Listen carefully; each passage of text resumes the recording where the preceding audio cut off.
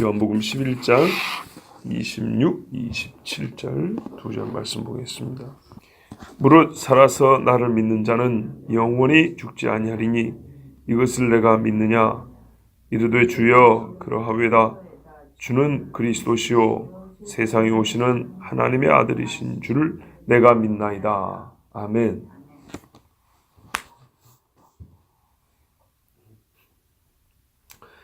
(25절에) 죽어도 살겠고, 그리고 나를 믿는 자는 영원히 죽지 아니한다. 그렇습니다. 이 중반에는 나를 믿는 자는 죽어도 살겠고, 무릇 살아서, 누구든지 그 말입니다. 누구든지 살아서 나를 믿는 자는 영원히 죽지 아니하리니. 자, 여러분, 무슨 말이죠? 25절, 26절 나눠 있지만은 한 말씀입니다. 25절 보세요. 나는 부활이요 생명이니, 내가 이런 존재이므로 조건, 나를 믿으면 어떤 결과가 주어지냐? 죽어도 산다. 또 나를 믿으면 26절입니다. 나와 있죠? 나를 믿는 자. 또 나와 있죠. 나를 믿는 자는 영원히 죽지 아니한다. 25절에 나를 믿는 자 앞에 무릇이란 말이 없지만, 무릇 살아서 이 말이 없지만 죽어도 산다 그랬으니까 산 사람이 죽지 죽은 사람이 또 죽습니까? 있는 거나 마찬가지입니다. 반복된 거예요. 누구든지 살았을 때 나를 믿으면 죽어도 산다. 그리고 살았을 때 나를 믿으면 영원히 죽지 아니한다. 얼핏 보면 이 두 말씀이 모순이죠. 그죠? 이럴 때 강인영 집사님 있으면 이렇게 해주는데 보세요. 아니 뭐 살아서 믿지, 그럼 이거 지금 죽은 사람한테 믿으라 소리 한 거 아니잖아요. 죽어서 믿으면 무슨 소용이 있어요? 살아서 믿으면 죽어도 산다. 그리고 살아서 믿으면 영원히 안 죽는다. 영원히 안 죽는데 왜 죽어요? 죽었고 왜 살아나 안 죽는데? 그죠? 쉽지요? 예, 그 말입니다. 말이 안 맞죠. 영원히 안 죽는데 왜 죽어가지고 또 죽어도 산다는 얘기야. 안 죽는데. 이 앞에 말하고 뒤에 말은 약간 다른 상황을 말한다는 걸 우리가 알 수 있습니다. 다른 상황이라보다는 다른 영역을 얘기한다는 걸 그래서 알 수가 있습니다. 우리가 어제까지 앞에 분명히 죽어도 산다 이것만 딱 떼어올 때는 어렵지 않았어요. 복잡한 일이 없었어요. 왜? 우리가 다 죽거든요. 다 죽고 산다. 부활한다. 생명이신 주님과 함께 산다. 이거는 분명히 뭐라? 사람이 육체로 죽으면 다시 육체로 부활한다는 얘기구나. 그렇죠? 그냥 그거 그대로 갖고 계시면 돼요. 그거 갖고 계시면 되고, 26절에 살아서 날 믿으면 영원히 안 죽는다. 이 부분을 해석을 잘하면 돼요. 어떻게 하면 될까요? 앞에 말씀하고 모순이 안 되고, 또 하나님의 말씀 진짜 우리 현실에 그대로 나타난단 말이죠. 우리 현실을 그대로 보면 돼요. 예수 믿어도 다 죽어요. 에녹이나 엘리야 빼고 다 죽는다고요.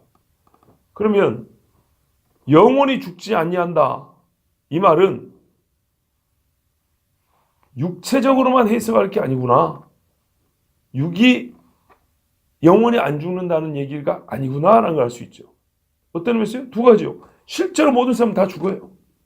한 번 죽는 것은 하나님의 정하신 뜻이라고 하나님의 말씀도 그랬어요. 그리고 오늘 25절 끝부분에도 죽어도 산다 했으니까 죽는다는 것이 기정사실로 되어 있어요. 그런데 지금 26절에는 믿으면 영원히 죽지 아니한다 했으니까 이 말은 육의 죽음을 얘기하는 게 아니고 다른 차원에서 죽음을 얘기하는 거구나. 어떤 차원에서는 영원히 안 죽는다고요? 영적인 차원에서는 영원히 안 죽는다고요. 그러니까 이런 말이죠. 예수를 믿으면, 우리가 지금 삶에서 예수를 믿으면 육은 때가 되면 죽어요. 그러니까 이 육은 다시 하나님이 일으켜요. 영혼은 예수 믿을 때부터 한 번도 사망에 처하지 않아요. 즉 지옥과 불못에 갈 일이 없어요. 잠시 견학이라도 가는 일은 없어요. 마귀하고 한번 사는 게 뭔지 맛보려고 저기 지옥에 들어가보는 그런 일은 없어요. 사망이라고 말하는 것에는 들어갈 일이 없다 그 말입니다. 자, 이렇게 이해하고 계시죠? 예. 그리고 아마 다른 목사님들도 다 이렇게 설교했을 거예요. 결론은 같아요. 결론은 같은데 우리가 같은 결론이더라도 그 결론에 도달하는 논리는 아주 중요해요.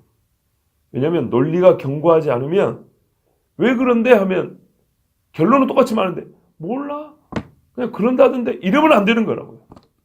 왜 그러지 하면 그게 이리이리해서 그렇게 된 거야 이렇게 말해야 되는 거예요. 예수 믿는 것도 어제도 말씀드렸잖아요. 설교의 황태자라 그런가? 그 스펄전 목사님이 그랬잖아요. 맹목적인 믿음은 없는 거라고요. 내용 없는 믿음은 없어요. 좀 이따 그 이야기 다시 한 번 더 할 건데요. 우리가 정확하게 표현은 잘 못할지라도 적어도 우리가 믿는 것이 무엇이냐 하면 그 무엇에 대하여 최소한 몇 마디는 이 생각이 있어야 돼요. 표현을 좀 잘하는 사람이 있고 좀 못하는 사람이 있을 수 있어요. 그러나 무언가 생각이 없이 그냥 하얗다. 이거는요. 사실은 믿지 않는다는 말과 별 차이가 없는 경우가 있어요. 무엇인가를 믿을 때는 처음부터 믿음이 생길 때는 믿음의 내용과 함께 믿음이 시작한다니까요. 함께 1222번 버스가 이 앞에 선다는 지식과 함께 그 버스를 타면 교회 한다는 믿음이 함께 있다니까요. 자, 무릇 살아서 나를 믿는 자는 영원히 죽지 아니한다. 예수 믿으면 어떻게 해요? 그 시로부터 육은 영원히 사는 건 아닙니다. 죽어요. 그러나 영적 차원에서는 절대로 그 사람의 영혼이 지옥이나 심판에 빠지지 않습니다. 여기서 우리가 이제 추가적으로 한번 생각해 볼 게 있습니다. 뭐냐면 이왕 이렇게 된 거 안 죽게 해주면 좋을 거 아니에요? 그죠? 예수 믿으면 육도 안 죽으면 부활이고 뭐고 할 거 없이 그냥 안 죽으면 좋을 거 아니에요? 솔직히 다 원하는 바죠? 그러니까 항상 오래 살기다 기도하잖아요. 안 죽는 게 좋으니까. 이게 우리의 바울의 믿음하고 다르다니까. 바울은 내가 속히 육을 떠나서 갔으면 좋겠다 그러는데 그래요. 바울은 딸린 식구가 없고 우리는 식구가 있으니까 그렇게 생각하면 안 돼요. 자, 보세요. 우리 한번 생각을 해보자고요.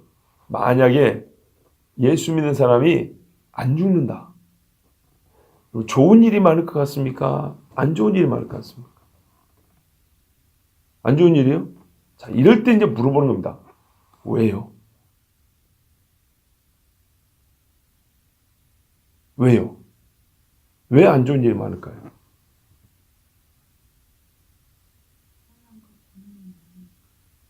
이 땅에 살면서 환난과 고난이 많으니까 그래요. 잘 대답하셨어요. 적어도 우리가 무언가를 말할 때는 이렇게 이유를 하나씩 갖고 있어야 됩니다.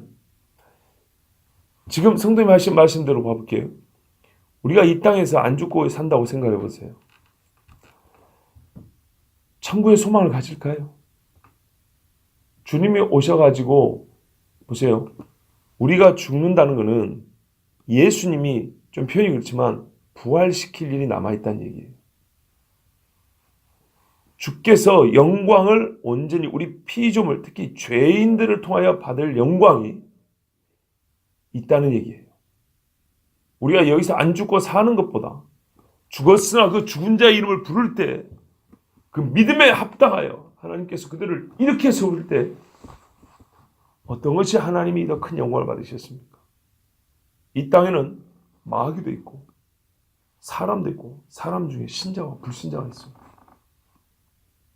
성경은 분명히 그 일을 통하여 하나님이 영광을 받고 성도들이 그 일이 표현을 하자면 성도로서 취할 수 있는 가장 큰 영광이요 명예입니다. 이름을 딱 부른다고요. 얼마나 그게 복된 순간인지 모릅니다. 그렇게 경험하지 못합니다. 잘해야 이 땅에서 안 죽고 사는 것이 예수 믿는 복의 다인 줄로 생각할 수 있습니다. 우리가 믿는 믿음의 결국이 이 땅에서 이 지지고 볶고는 삶이 그냥 끊어지지 않고 쭉 가는 거면 그게 무슨 소망이 날 수 있겠습니까? 또 몇 가지만 생각보다 많이 있어요. 그중 몇 가지만 생각해 볼게요. 이 땅에는요, 예수 믿는 사람이 안 죽고 산다. 그러면 복보다는 혼란과 하나님에 대한 불신과 저항이 훨씬 더 커질 겁니다. 왜 그러냐? 사람이 근본적으로 죄인이라는 사실을 몸으로 경험하고 인정할 수밖에 없는 기회가 사라집니다. 우리가 예수를 믿어도 죄의 싹은 사망이요 라는 이 말씀이 우리에게 모든 사람에게 해당이 되는 거예요. 근본적으로. 그런다고 우리 주님이 아까 말씀드린 지옥에 버리는 게 아니에요. 육체의 죽음, 소멸해가고 쇠하여질 때 죄의 싹은 이거구나. 그러나 우리 주의 은사는 우리를 살리시는 거구나 할 때 이 경험인 우리에게 훨씬 더 큰 믿음과 하나님께 대한 소망을 두게 만든다고요. 또요. 만약에 예수 믿는 사람 안 믿는다고 생각해보세요. 그러면 각 집에도 믿는 사람이 있고 안 믿는 사람이 있겠죠. 할아버지가 젊은이처럼 수백 년을 살아요. 손자가 70 먹으니까 죽어버렸네. 어떻게 될 것 같습니까? 영원히 안 죽고 살려면 늙으면 안 되거든요. 손자가 갓난할 때는 증조 할아버지보다 분명히 어려요. 증조 할아버지 예수 믿고 지금 150살 됐어요. 네? 손자가 60다고 환갑 잔치하는데 얘는 바삭바삭 늙어가요. 어떤 일이 벌어질까요?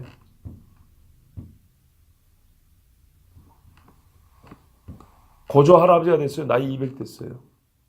죄송하지만 할머니가 몇 번 바뀔 겁니다. 왜? 안 늙으니까. 안 믿는 할머니는 80대면 죽고 70대면 죽고 집안이 어떻게 될 거라 생각하십니까? 아주 우스워집니다. 또 최후의 심판이 아니라 지금 현재적으로 심판이 되어버린 거예요.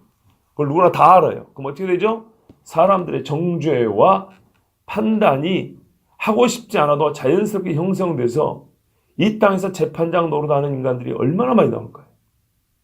믿는 이도 죽고 안 믿는 이도 죽으면 남은 가족들에 대하여 우리는 쉽게 판단할 수가 없어요. 그런데요, 예를 들어보세요. 죽은 집 있고 안 죽은 집 있어요. 저 집에는 부모가 지옥 간 집. 무슨 말인지 이해되시죠? 남은 식구가 그러면 예수 믿기 좋을까요? 마음이 겸손하면 나는 내 부모처럼 지옥 가면 안 되겠다. 영원히 살아야 되겠다. 그럴 수 있겠죠. 근데 보통 어떨까요? 사람이 악을 품게 돼 있어요. 그래? 어차피 지옥 가? 내가 늙어가거든 지금. 어차피 지옥 가. 병이 들거든요. 그래? 좀 죄송합니다. 이건 현실이니까 이 새끼들 한 맛 좀 봐라. 너희들은 안 죽어? 찔러. 불질러. 돈 훔쳐. 너희는 안 죽잖아. 어떤 세상 될 것 같습니까? 제 말이 현실적이죠? 예. 이거는요, 수백 년 전에 믿음의 선배들이 가르친 내용을 제가 몇 개 따온 거예요. 이번에 피택자 교회 가는데 웨스트민스터 신앙 고백 그거 가지고 공부했거든요. 그 중에 한 부분이 이거였어요. 신자의 이 죽음과 사후 상태. 그럴 때 이런 이야기가 질문이 있었어요. 만약에 예수 믿는 사람이 안 죽으면 누구나 다 안 죽기를 바라지만 그게 진짜 복이겠냐? 그렇지 않다. 왜 그런 말이죠? 신자들이요, 죽음을 복으로 받아들여야 한다. 이것에 대하여 왜 믿는 사람이 병들고 죽냐?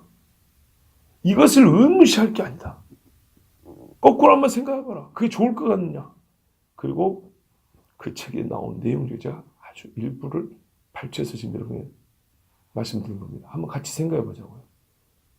그렇더라고요.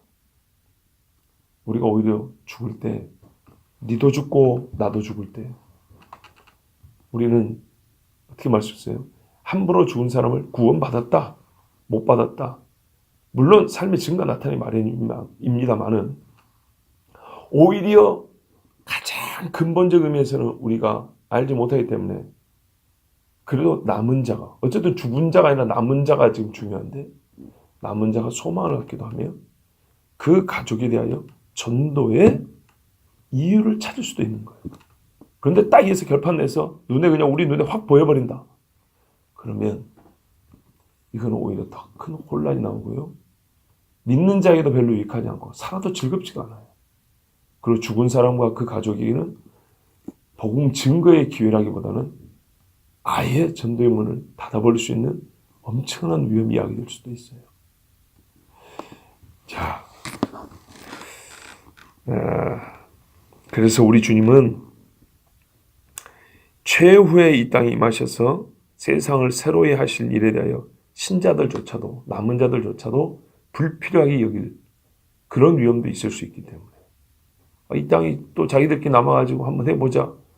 그러면 이게 오히려 불신앙적 사고거든요. 봐보세요. 안 죽어요. 그러면은 무슨 계획을 세우겠어요? 사람이 이 땅에서 영원한 계획을 세우겠죠. 안 죽는데. 인간이 스스로 옛날 바벨탑 쌓는 것처럼 이 땅을 천국 만들어보자는 헛된 망상을 품어요. 그러면 이거야말로 진짜로 신앙인이 불신앙의 행위를 하는 모순적인, 아주 마귀적인 세상에 만들 수 있어요. 그러므로 여러분, 성경에 말씀한 대로 주께서 부르셔서 우리가 올라가고 또 부르셔서 다시 일어나고 이것이 하나님의 정한 법이요 복인 겁니다. 실제로 우리가 살아서가 아니라 신앙인의 무덤 앞에 서서 그 비석에 써진 문구 하나를 읽을 때 살아있는 후손들의 믿음이 더 강해지기도 하고 소망과 함께 믿음이 형성되기도 하고 그렇습니다. 이것을 우리가 믿느냐? 여러분 믿으십니까? 예, 저는 믿습니다. 이것을 믿느냐는 25절, 26절 부활에 대한 가르침입니다. 이 모든 가르침을 믿느냐 합니다. 구체적으로 답변을 요구하시기 때문에 여기에는 구체적으로 대답해야 됩니다. 우리가 신앙에 있어서도요, 보편적인 믿음이 있어요. 예수 믿으면 어떻게 되죠? 구원받습니다 라는 보편적인 질문이 있는데 세 분에서 물을 때가 있어요. 예수님이 세밀하게. 그럴 때는 질문에 합당한 대답을 해야 되겠죠. 그런데 마르다의 대답이 왜 이 모양입니까? 이르되 주여 그러하외다. 주는 그리스도시요 세상에 오시는 하나님의 아들이신 줄 내가 믿나이다. 뭐가 문제냐 하고 여러분 생각할 수 있어요. 그런데 눈치 빠르면 아셨겠지만 질문이 이게 아니잖아요. 사람들이 나를 누구라 하느냐에 대한 대답이 아니잖아요. 예수님의 질문은 내가 지금 구체적으로 부활이라는 주제를 갖고 가르쳐 줬는데 이것을 믿느냐 그랬다고요. 베드로에게는 제자들은 말이죠. 사람들이 나를 누구라 하더냐 하니까는 뭐 엘리야나 세례요한이나 하여튼 잘해야 선지자 정도 얘기합니다. 뭐 너희는 나를 누구라 하느냐의 질문에 주는 그리스도시여 살아계신 하나님의 아들이십니다. 이렇게 대답하니 예수님이 잘했다 그랬거든요. 베드로의 대답과 지금 마르다의 대답은 유사한데 거의 같은데 이 대답은 잘못된 겁니다. 대답에 쓰여있는 말과 문장이 틀렸다는 얘기 아닙니다. 옳은 말입니다. 그 자체로 옳으며 훌륭한 말인데 훌륭한 신앙 고백인데 지금 이 자리에 있을 말이 아니다 그 말입니다. 우리는 말 자체도 옳아야 될 뿐만 아니라 말이 놓여야 할 자리도 맞아야 되는 겁니다. 신앙 고백이란 참 중요하긴 합니다. 말이 짧아요. 작아요. 그러니까. 그런데 수많은 믿음의 내용이 쌓여져야 될 이 기초 터와 같아요. 딛고 일어서야 될 발판과 같아요. 그래서 신앙 고백은요. 진짜 중요합니다. 이 50년 전에 미국에서 선지자 20세기 선지자가 불렀던 A.W. 토저 목사님은 그랬어요. 진짜 신앙인은 신조를 중요하게 여긴다고 그랬어요. 신앙 고백을 말하는 겁니다. 가짜 신앙인들은 그게 뭐 중요하냐고 이렇게 그냥 대충 넘어간다는 거예요. 안 그래요. 신앙 고백으로 죽고 산다니까요. 목에 딱 칼 들어오고 총 들어올 때는 예수가 누구냐 이것 때문에 죽고 사는 것이지 다른 것 때문에 죽고 사는 거예요. 아니에요. 너 주일예배 1년에 한 번 빠졌어? 다 왔어. 이것 때문에 죽고 사는 게 아니에요. 예수가 누구냐? 신앙 고백이에요. 자, 신앙 고백은 그래서 여러 우리 신앙의 이 기둥들 혹은 신앙의 집들이 세워질 기초가 그 터와 같아서 작지만 매우 중요한데, 그렇지만 이 자리는 지금 예수님이 이런 보편적인 신앙 고백을 요구하는 자리가 아니고 아까 가르쳐 준 거, 바로 그것을 물어보는 거예요. 그래서 이 마르다의 고백은 시의적절하지 않다 그 말입니다. 자, 시의적절하지 않다는 것은 말 자체는 옳다 하더라도 뭐가 안 맞아요? 맥락적으로 옳지 않다는 말입니다. 생뚱맞다 그 말이죠. 우리 한국식으로 말하면. 그렇기 때문에 질문에 대한 답변은 하나 쓸데가 없다는 뜻입니다. 아시겠죠? 배고프니? 이렇게 물어봤어요. 엄마 밥 차려주려고. 그랬더니 뭐라 그래요?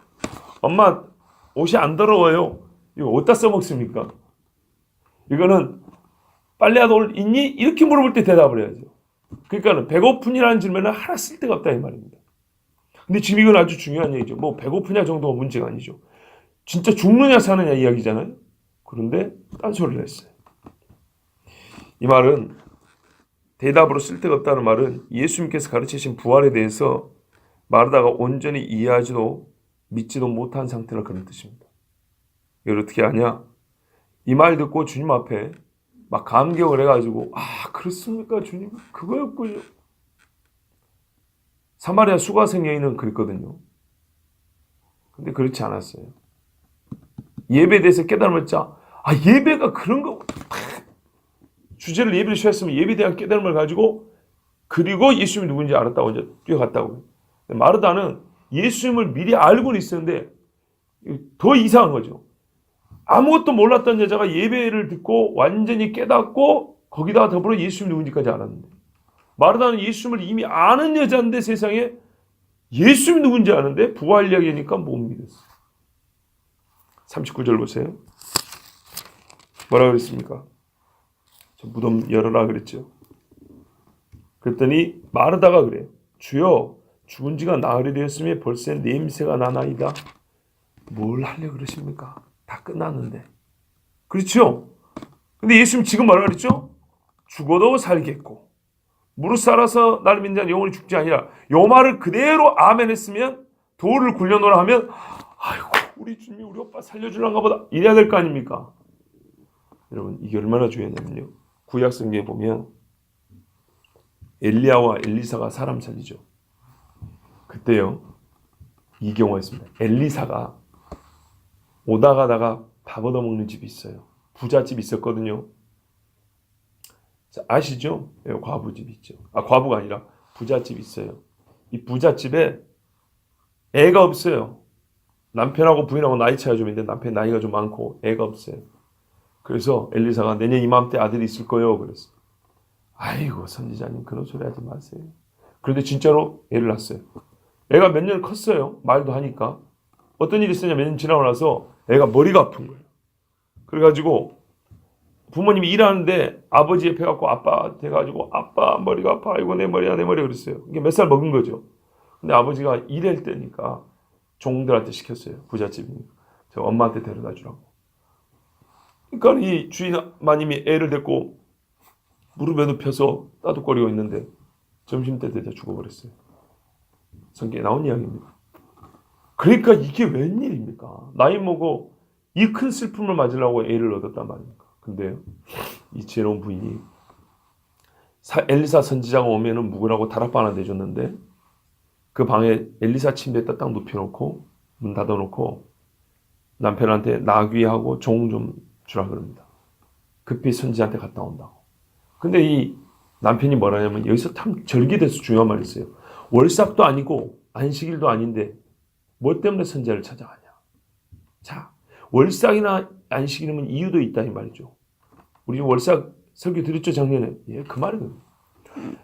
주의 종들과 함께 하나님을 예배하고 제사드릴 뭔가 그런 타이밍도 아닌데 왜 가려고 그러냐 그랬더니, 하여튼 갔다 올 테니까 내주라고. 그래서 나귀 타고 부지런히 갈멜산까지 갑니다. 갈멜산 왔는데 얼마나 슬픈지 말을 하지 않고 엘리사 발목을 붙들고 울어버립니다. 그러니까 이제 남녀가 유별한데 그 엘리사의 종 게하시가 여인을 떼놓으려니까 가만둬라. 여인이 큰 슬픔인데 하나님이 안 가르쳐 준대. 좀 들어보자. 그랬더니 애가 죽었다. 엘리사가 뭐라 하냐면 종 게하시를 불러가지고 내 지팡이 이거 가져와서 애기 위에 올려놔라. 갈 때 누구 인사도 하지 마 말도 하지 말고 곧장 달아서 딱 올려놔라 그랬어요. 근데 이 여인이 뭐라 하냐면 이런 심정인 거예요. 마르다가 처음에 주님이 여기 계셨다면 안 죽었을 겁니다. 그랬죠. 그런 심정이니까 제가 욕을 하면 안 된다. 그러니까 거기까지는. 이 부인이 뭐냐면 선지자님이 안 가면 나도 안 갑니다. 같이 갑시다. 같이 갑시다. 알았다고. 그래서 이제 같이 갑니다. 일단 종을 먼저 보내고. 근데 종이 젊으니까 부지런히 가서 막대기를 딱 올려놓고 아직 오고 있는 그 부인하고 엘리사한테 막 중간에 다시 뛰어갑니다. 선지자님 근데 안 살아나던데요. 알았어. 그리고 이제 갑니다. 집에 도착해서 오니까 애가 죽어 있는 거죠. 그래서 어떻게 합니까? 하나님께 무릎 꿇고 기도했다 그랬어요. 그 다락방에서 기도하고 내 코와 내 눈, 얼굴, 몸을 이렇게 딱 애기 위에 올려놓으니까 애가 몸이 조금씩 따뜻해졌다 그랬어요. 그런다 아주 생기가 돌아온 거 아니에요. 7번 반복하여 그래야니 애가 재채기하고 일어나더라. 그리고 어미한테 줬어요. 자, 봐보세요. 이 엄마의 믿음을 봐보세요. 예수님도 아니고 하나님의 사람이라면 선지자입니다. 엘리사가 그 전에 사람 살린 적도 없어요. 그러나 적어도 무슨 믿음이 있죠? 지금까지 봐온 것에 비추어 보면 하나님이 엘리사를 통하여 살릴 수 있어. 근거는 뭐죠? 엘리야가 살렸거든요. 엘리야가 살렸는데 뭐라 그러냐면 이 선지자가 엘리야 승천할 때 선지자여 당신의 영감 갑절을 주소서 그랬거든요. 네가 어려운 것을 구하는 거다. 그러나 네가 내가 올라간 것을 보면 하나님께서 주신다 그랬어. 그리고 겉옷을 딱 잡고 엘리야의 하나님은 어디 있나이까 하면서 요단강물을 치자 갈라졌잖아요. 그죠? 이런 이야기 들었을까 안 들었을까요? 들었죠. 엘리야의 영성 갑절인데 엘리야도 죽은 자를 살렸는데 못 살릴까? 이 엄마의 믿음이고 이게 소원입니다. 그랬을 때 살아났어요. 그러면 그것에 비춰보면 마르다의 믿음은 이 구약시대의 엘리사 집에 엘리사를 밥 먹이고 잠자리 내줬던 그 집의 부인보다 믿음이 없는 거예요. 주여 죽은 사람 두고 뭐 하자는 겁니까 지금? 이거잖아요. 그러니까 마르다가 예수님의 말씀을 제대로 이해를 못하고 믿지도 않은 거예요. 부활에 관하여서는 잘못 알고 있는 거예요. 부활에 관해서는 우리 주님이 이미 죽은 자를 2번이나 살렸는데도 불구하고 못 믿은 거예요. 우리는요, 마르다가 예수님을 믿는다고 지금 고백한 27절 말씀을 듣습니다.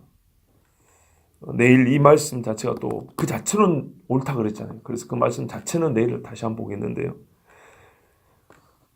그래서 이 여인이 예수님을 모르거나 믿지 않는다고 그리스도를 믿지 않는다고 보기는 어렵습니다만은 그리스도 예수께서 이렇게 그리스도를 믿는다고 했지만 그리스도가 무슨 일을 하실 수 있느냐에 대하여는 온전히 알지 못하고 믿지 못한다는 것이 확실합니다.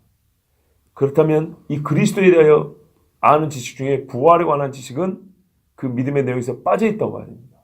온전하지 못합니다. 그러면 솔직히 말하면 부활에 관한 믿음이 없다는 것은 그리스도에 대해서도 그리스도가 예수님은 그리스도가 있지만 그리스도가 누군지에 대해서 잘 모르고 있다고 볼 수 있습니다. 그래서 내용이 그리 중요하다는 겁니다. 예수님을 그리스도로 인정하는 발언을 했다 해서 그 믿음이 받아들여지거나 온전하다 할 수 없다 그 말입니다. 아직은. 그래서 여러분 우리의 믿음이 말입니다. 최종 목적은 구원받는 거죠. 최종 목적지는 구원받는 건데 이 레벨 수준으로 말하면 최종 목표치는 뭐냐면요. 그냥 구원받는 게 아니라 그리스도의 장성한 분량에까지 이르는 것이 목표치인 겁니다. 주님이 아는 것을 아는 거고 주님이 할 수 있는 걸 할 수 있는 거고 주님이 말씀하는 것을 믿는 겁니다. 예수님이 글쎄 제자들에게 너희가 나보다 더 큰 일도 한다고 그랬잖아요. 실제로 제자들이 한 일을 봐보세요. 그래서 누굽니까? 마르다가 솔직히 말하면 지금 이 상태에서 죽는다고 구원 못 받느냐 그렇게까지 보지는 않습니다. 정말 그렇게 보지는 않습니다. 유대인이 예수님을 그리스도로 인정한다는 것은 출교를 각오해야 되고요. 핍박을 각오해야 되기 때문에 그렇게 보지는 않는데 그 장성한 분량이라는 목표치, 제가 그래서 목적과 목표를 좀 나눠 말했죠. 목표치에는 이르지 못한, 구원은 받을 수 있으나 주님이 요구하는 그 온전함에는 좀 부족한, 그렇게 볼 수가 있습니다. 왜냐하면 우리가 예수 믿고 구원받은 사람들이 전부 다 무슨 예수님하고 똑같이 선지자와 사도들처럼 성경 다 알고 준 건 아니잖아요. 그렇죠? 그러나 우리가 목표로 해야 될 것은 그거라 이 말입니다. 아까 말씀드린 몽고메리, 제임스 몽고메리 보이스 목사님이 이미 돌아가신 목사님인데 이런 말씀했어요. 내가 믿나이다라고 말한다면 당신이 무엇을 믿느냐? 지금 믿나이다 했는데 그걸 뭘 믿는다는 얘기냐라고 물어봤을 때 대답을 하지 못한다면 성경적인 의미에서 믿는다는 것이 무엇인지 그것을 알지 못한다는 결론을 내리거나 아니면 그런 영적인 문제에 있어서 자신을 기만하고 있다고 말해야 될 것이다 그랬어요. 모른다고 하거나 아니면 자기 속이고 있다는 얘기입니다. 적어도 믿나이다 하면 무엇을 믿는지 얘기를 할 수 있어야 합니다. 남녀 관계에서도 오빠 믿지 할 때 믿는다고 하면은 뭘 믿느냐고 물어본 것인지 혹은 뭘 믿는다고 대답한 것인지 최소한 한두 가지 이유는 있기 마련입니다.